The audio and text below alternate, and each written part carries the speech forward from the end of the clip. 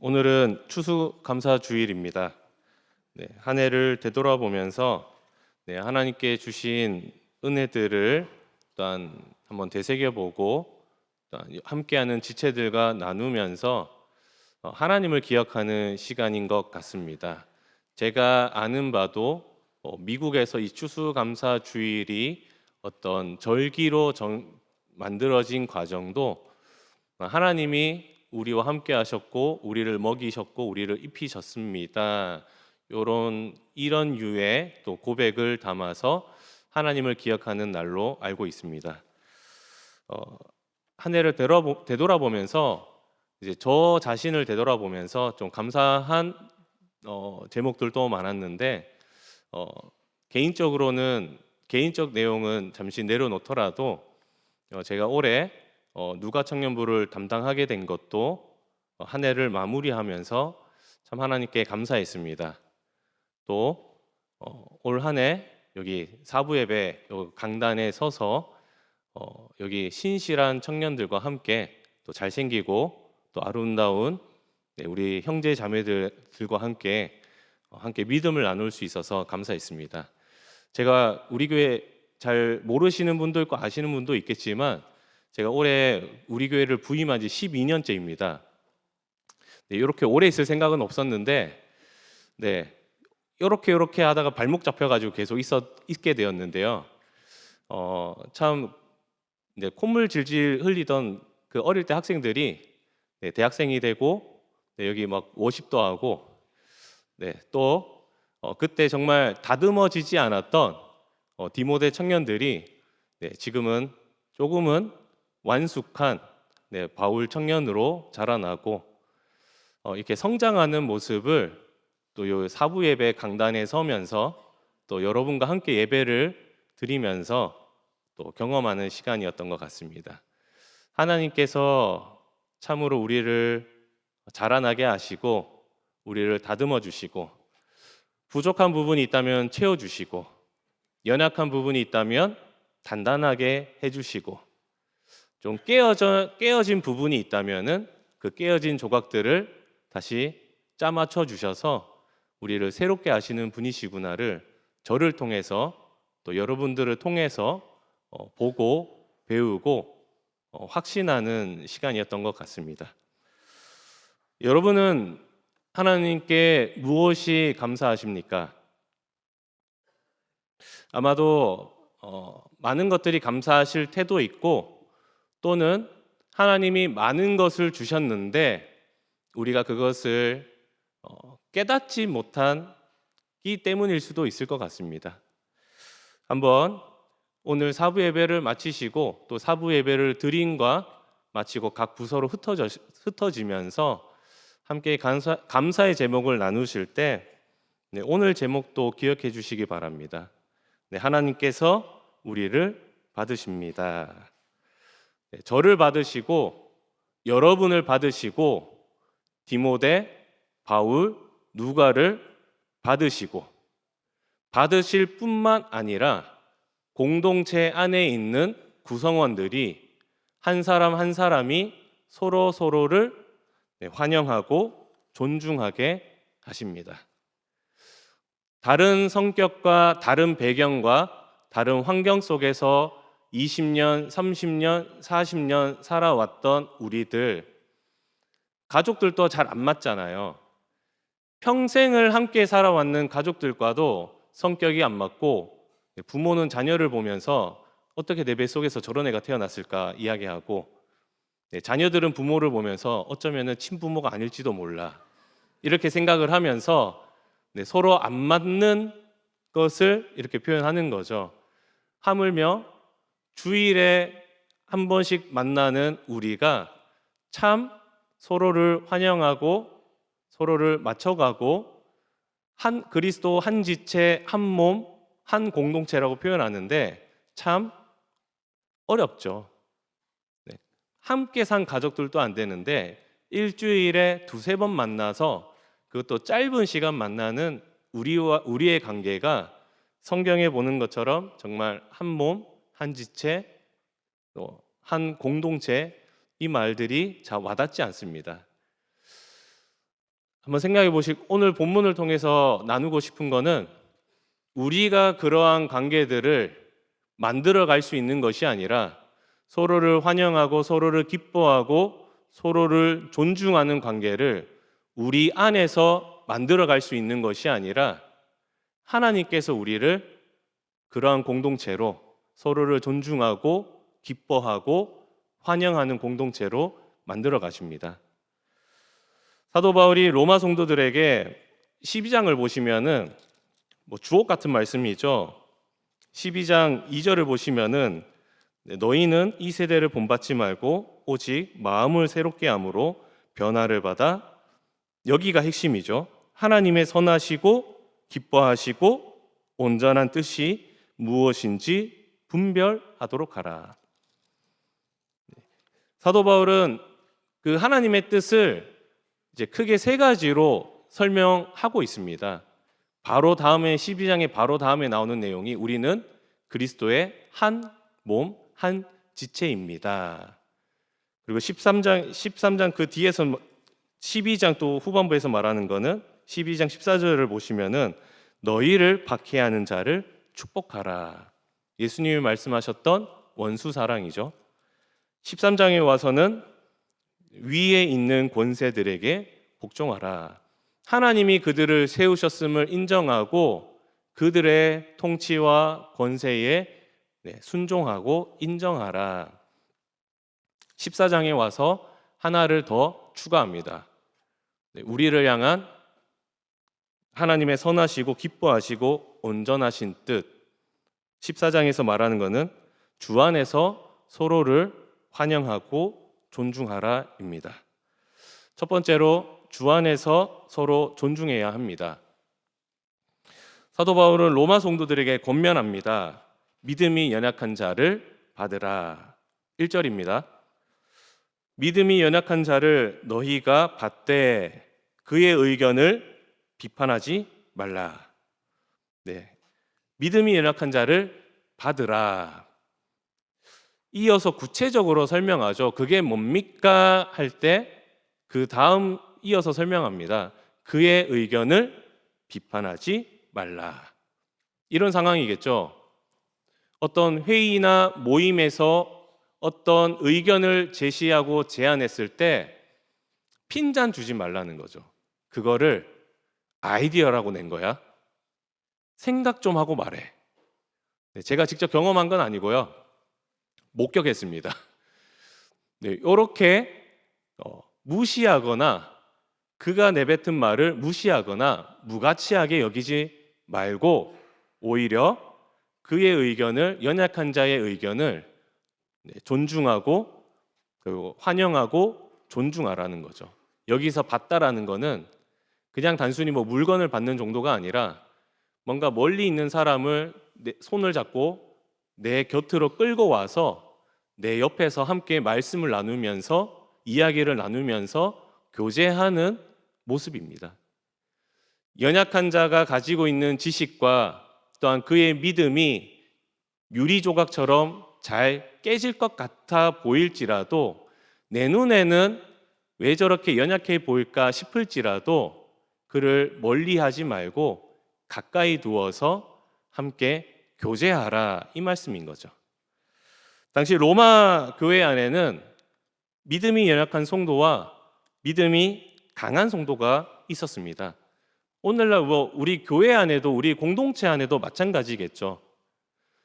본능적으로 촉감으로 또 어떤 분은 이렇게 표현하는데 교회 짬밥으로 은연중에 우리는 믿음이 연약한 성도, 믿음이 강한 성도 구분을 하죠.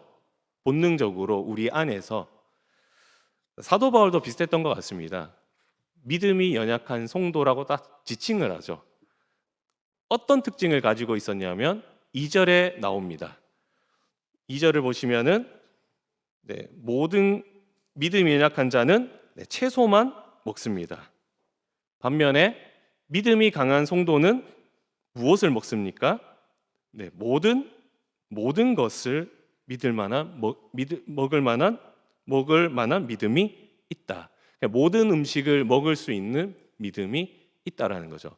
얼핏 먹는 문제처럼 보이시지만 네, 이 바닥에는 이 깔려 있는 전제에는 믿음이 연약한 성도는 여전히 구약 율법에 매여 있는 예수 그리스도를 믿지만 여전히 구약의 어떤 율법들을 붙들고 있는 사람들이고 믿음이 강한 성도는 복음의 능력과 복음의 유익과 복음의 자유를 아는 사람들이죠.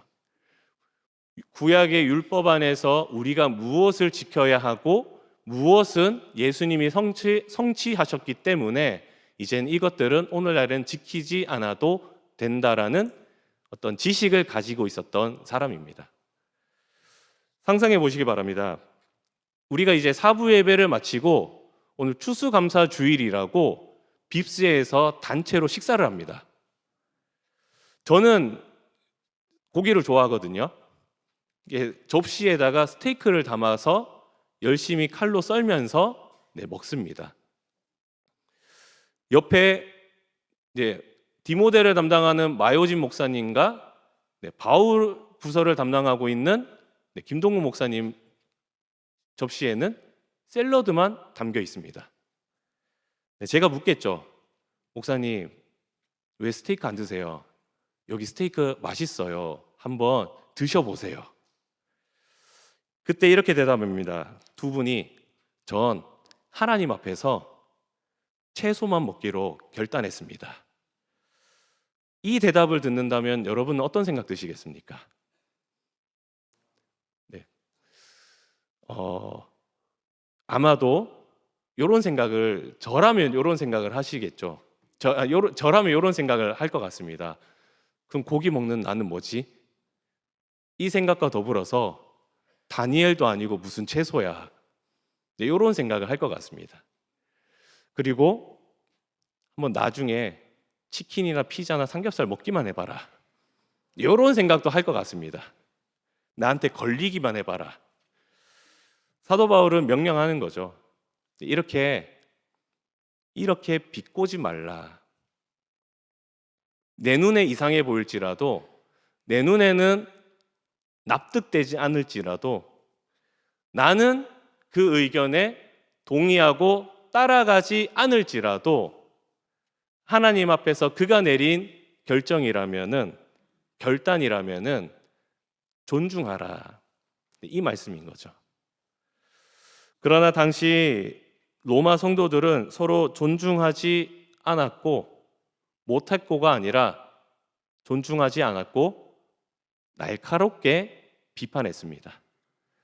사도 바울도 이 사실을 알기에 그들의 비판을 중단시키려고 합니다. 두 번째로 주 안에서 서로 비판하지 말아야 합니다. 사도 바울은 비판을 금지합니다. 3절입니다. 먹는 자는 먹지 않는 자를 업신 여기지 말고 먹지 않는 자는 먹는 자를 비판하지 말라. 이는 하나님이 그를 받으셨음이라. 업신 여기지 말라. 무슨 뜻이겠습니까? 무가치하게 여기지 말라. 비판하지 말라. 더 강한 표현입니다. 정죄하지 말라.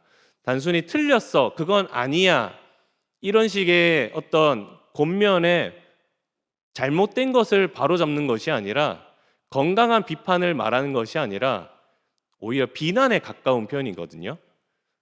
그 사람을 마치 재판장처럼 저거는 하나님 앞에 죄야 이렇게 선포하는 것을 사도 바울은 비판이라는 단어로 번역되어 있습니다. 한번 생각해 보시면 이 두 단어가 그 당시 로마 교회 안에서 로마 성도들 사이에서 서로를 향한 공격과 비판이 얼마나 날카롭고 팽팽했는지를 보여주고 있는 거죠. 어느 한쪽도 물러서지 않고 믿음이 강한 자는 믿음이 연약한 자를 무가치하게 여기고 믿음이 연약한 자들은 믿음이 강한 자들을 정죄하고 있는, 서로 양보하지 않고 서로 이해하지 않는 아주 팽팽한 긴장감을 보여주고 있습니다. 모든 음식을 먹는 성도는 옆에서 채소만 먹는 성도를 어떻게 보았겠습니까?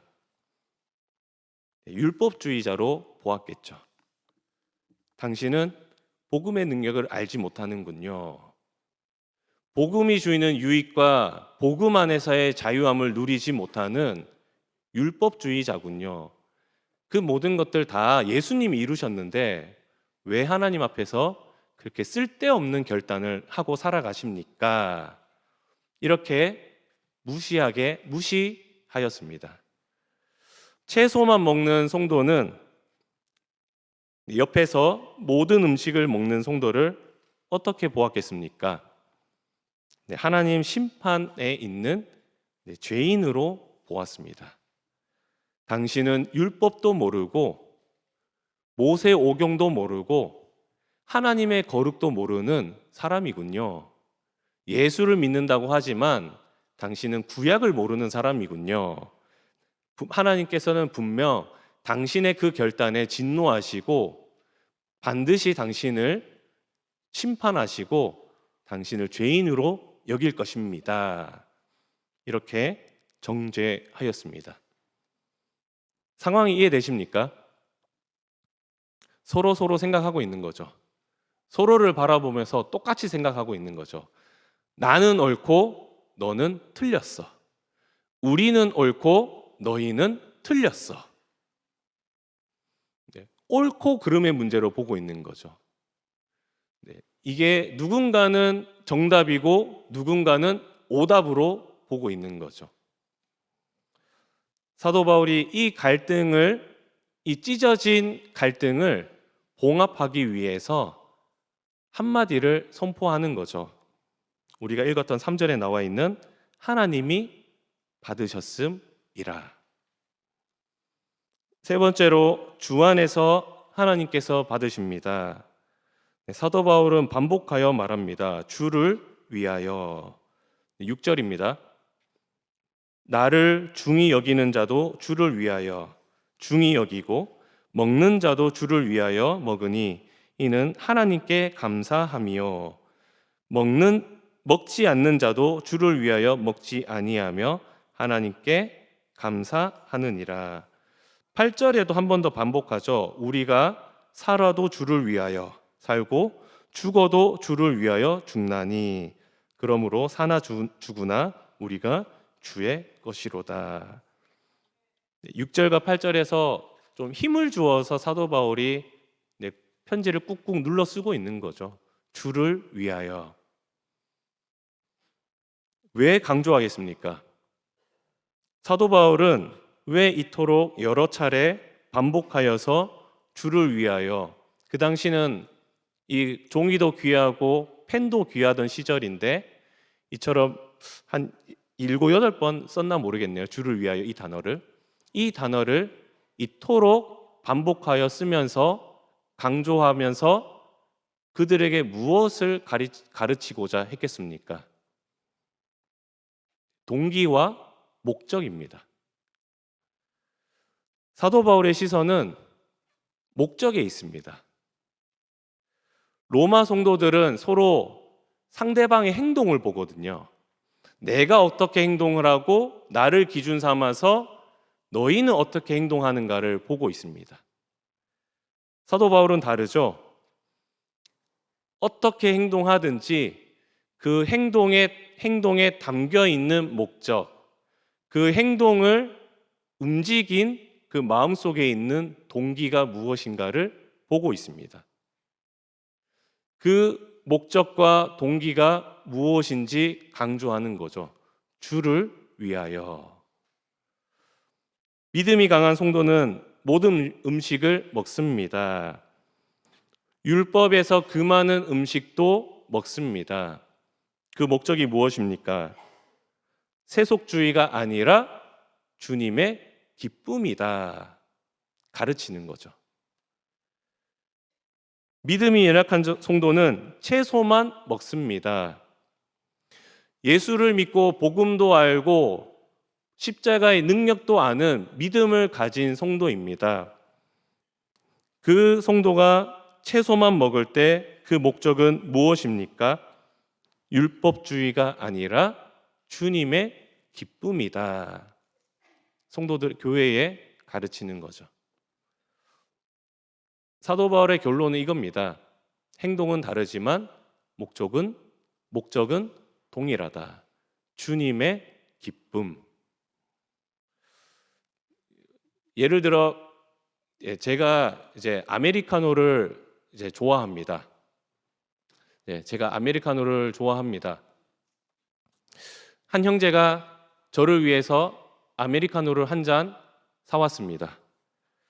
다른 형제는 저를 위해서 카페라떼를 사왔습니다. 한 형제는 제가 아메리카노를 좋아한다는 이야기를 듣고 석찬이 목사님이 좋아하는 아메리카노를 사가야지 해서 사온 거죠. 다른 한 형제는 목사님은 평소에도 아메리카노를 많이 마실 테니까 조금은 다르게 카페라떼를 사가면은 목사님이 좋아하시겠지 해서 서로 다른 커피를 사왔습니다. 한번 물어보겠습니다.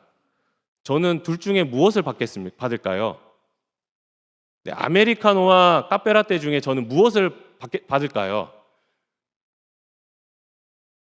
뭐 관심 없으신가요? 관심 없으시죠? 누가 얘기하신 것 같은데, 둘 다 받습니다.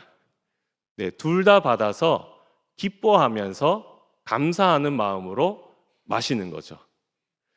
그 속에 담겨 있는, 혹 제가 카페라떼를 덜 좋아하더라도 그 커피에 담겨 있는 그 형제의 그 지체의 마음이 감동이 되고 기뻐서 받아서 마시는 거죠. 사도 바울이 로마 성도들에게도 말하고자 하는 바가 이것입니다. 사도 바울도 묻는 거죠. 하나님은 누구를 기뻐하시겠는가? 모든 음식을 먹을 수 있는 믿음이 강한 성도인가? 채소만 먹는 믿음이 연약한 성도인가? 하나님은 둘 중에 누구를 기뻐하시고 누구를 받으시겠는가? 사도 바울의 대답도 마찬가지죠. 하나님은 둘 다 받으신다. 두 사람 모두를 하나님께서는 환영하시고 기뻐하시고 그를 옆으로 이끌어서 함께 교제하시고 그와 함께 하시는 분이시다. 이처럼 하나님은 어떤 분이시냐면 주를 위하여 내린 선택과 결정을 받으시고 그리고 환영하시고 존중하시는 분이십니다. 주님의 기쁨을 위한 목적을 주님의 기쁨을 위해서 우리가 선택하고 결정한 그 무언가를 하나님께서도 같이 기뻐하시는 분이십니다. 자칫 우리는 반대로 생각할 때가 있거든요. 12장 2절에도 말하고 또는 데살로니가 전서에도 말하고 뭔가 하나님의 뜻이라고 말했을 때 또는 구약에서도 그렇겠죠. 하나님의 뜻, 마치 하나님이 정하신 뜻이 어디에 있는가를 우리가 찾아서 우리가 그것을 실천해야지만 하나님이 기뻐하시는 분이라고 착각할 때가 있습니다. 아닌 분도 있겠지만 착각할 때도 있습니다. 성경과 사도 바울은 다르게 말합니다. 우리가 주님을 위해서 주님을 기쁘시게 하기 위해서 우리가 어떠한 마음속에 가지는 결단과 결심과 선택과 우리가 삶에서 행하는 행동을 하나님은 받으시고 기뻐하시고 그것을 함께 교제하면서 우리를 도와주시는 분이십니다. 하나님은 우리도 받아주십니다. 우리가 우리의 목적과 우리의 목적을 보시고 우리의 행동을 판단하십니다.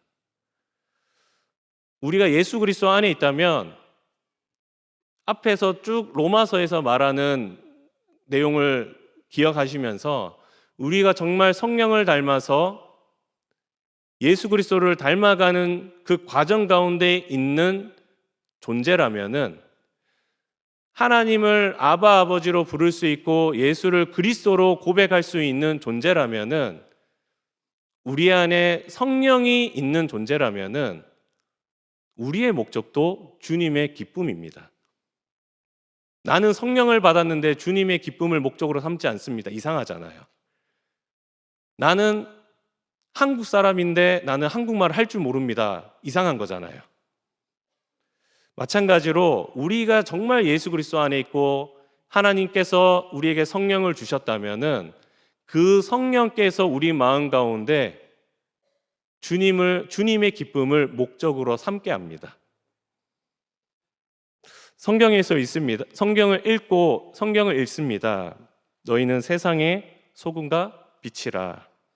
어떤 지체들은 묵상하면서 스스로에게 적용합니다.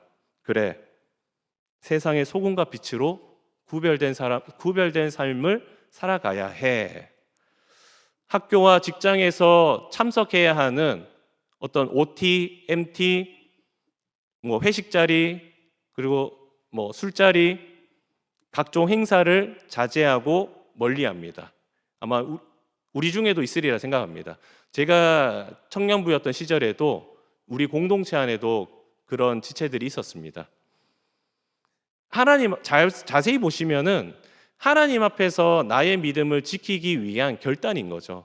내가 그런 환경 가운데 참여하고 노출되었을 때 내가 나의 믿음이 흔들릴까 봐 염려되고 걱정되기 때문에 선을 그어서 학교와 직장에서 아웃사이더처럼 지내기로 하나님 앞에 결단하는 거죠.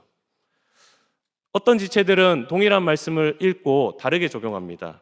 그래, 세상의 소금과 빛으로 많은 사람들에게 예수 그리스도를 전하자. 내가 예수님을 만나서 변화된 것처럼, 내가 예수님을 만나서 삶의 소망이 생긴 것처럼, 내가 예수님을 만나서 하루하루 살아가는 기쁨을 누리는 것처럼 일상에서 만나는 그들에게 내가 예수를 전해야 되겠다. 모임과 행사에 적극적으로 참여하고 그들과 교제하면서 복음을 전할 기회를 찾습니다. 똑같죠? 행동은 다르지만 동기와 목적은 동일합니다. 주님의 기쁨, 하나님의 주님을 기쁘시게 하기 위해서 내린 선택인 거죠.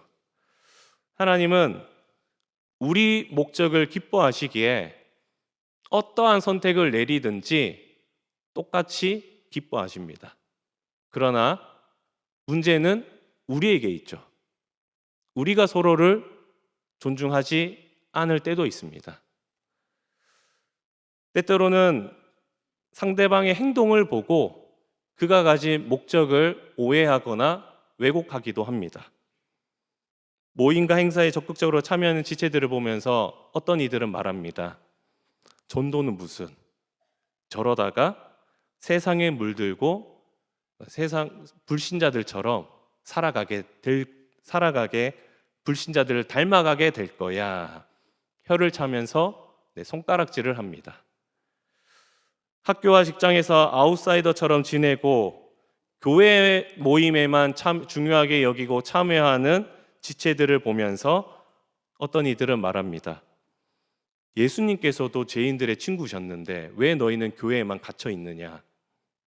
우리도 언젠가는 이 교회를 벗어나서 사회에 나가야 되고 그 사회 속에서 믿지 않는 자들과 어울리며 살아가야 할 텐데 언제까지만 교회 안에 갇혀서 지낼 거냐?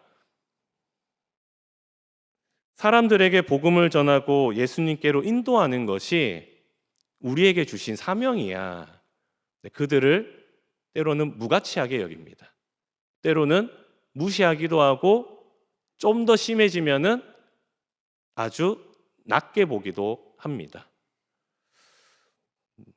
그때 성경이 우리에게도 말하는 거죠. 사도 바울이 우리에게도 말하는 거죠. 그러나 하나님이 받으셨다. 이 말씀은 우리의 시선을 옮겨줍니다. 하나님의 눈으로 그의 행동을 보고 목적을 판단하는 것이 아니라 그가 가진 목적을 보고 그의 행동을 이해하게 만드는 거죠. 주님을 위해서 너도, 당신도 주님의 기쁨을 위해서 살아가고 있군요. 당신도 나처럼 주를 위해서 살아가고 있는 하나님의 백성이군요.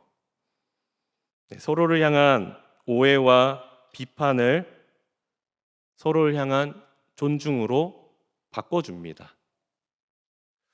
그러므로 기억하셔야 됩니다. 우리도 서로를 존중해야 합니다. 그가 주를 위해서 살아가고 있다면, 주를 위해서, 주님을 위해서 어떠한 모양과 어떠한 모습으로 힘겹게 살아가고 있다면 그것을 무가치하게 여기거나 그것을 정죄하거나 하지 말고 환영하고 그리고 기뻐하고 존중해야 합니다. 생각해 보시기 바랍니다. 하나님이 받으시면 우리도 받아야 합니다. 하나님이 받으시면 누구도 무가치하다고 말할 수 없습니다. 하나님이 받으시면 누구도 정죄할 수 없습니다. 하나님이 받으셨는데 우리가 받지 않는다. 잘 생각해 보시기 바랍니다. 불순종입니다. 하나님이 용납한 성도를 내가 용납하지 않는다. 그게 하나님 앞에서 불순종입니다.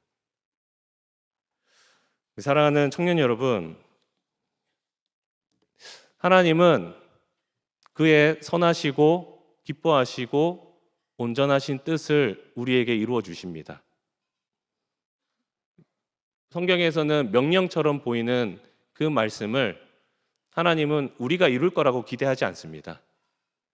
우리가 이룰 수 없는 존재라는 것을 알고 계시기에 하나님이 말할 수 없는 탄식을 가진, 성령께서 우리 안에서 말할 수 없는 탄식으로 기도하시면서 하나님께서 합력하여 선을 이루면서 우리를 예수 그리스도를 닮아가게 하심으로 하나님이 우리에게 이루어 주십니다.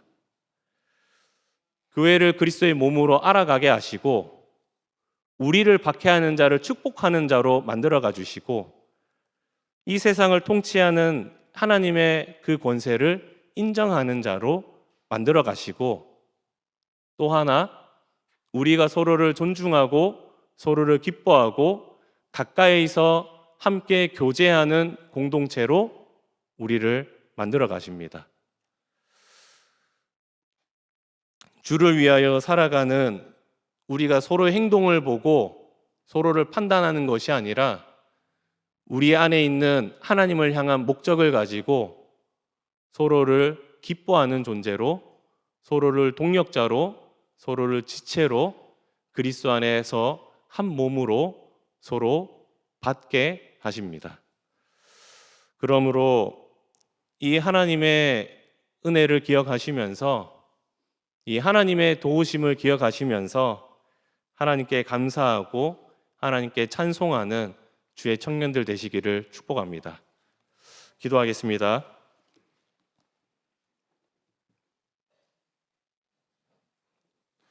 하나님 감사합니다.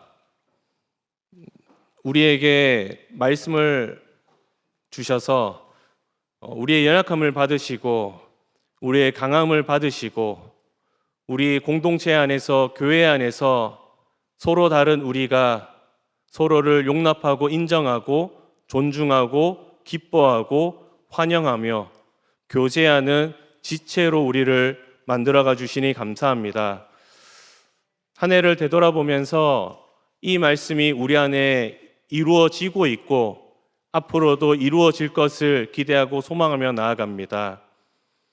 서로 다른 생각과 서로 다른 모양으로 살아갈지라도 우리 안에 주를 위하여 살아가는 마음이 있음을 기억하면서 우리가 함께 주님의 공동체로 우리를 자라나게 하여 주시고 우리를 화합하게 하여 주시고 우리를 화평케 하여 주옵소서. 사랑하는 청년들, 아직은 서툴기도 하고 때로는 다듬어지지 않기도 하고 때로는 가시와 같은 뾰족한 부분들이 있어서 서로를 찌르고 서로를 아프게 하고 서로에게 상처를 주기도 하지만 하나님께서 우리를 다듬어 주시기에 예수 그리스도 안에서 한 몸으로 한 지체로 우리를 자라나게 하여 주실 줄 믿습니다. 이 하나님의 은혜와 이 하나님의 역사가 우리 대구 동부교회와 디모데 바울 누가 모든 부서에 감사의 고백이 되게 하여 주옵소서. 감사드리며 우리 주 예수 그리스도의 이름으로 기도합니다. 아멘.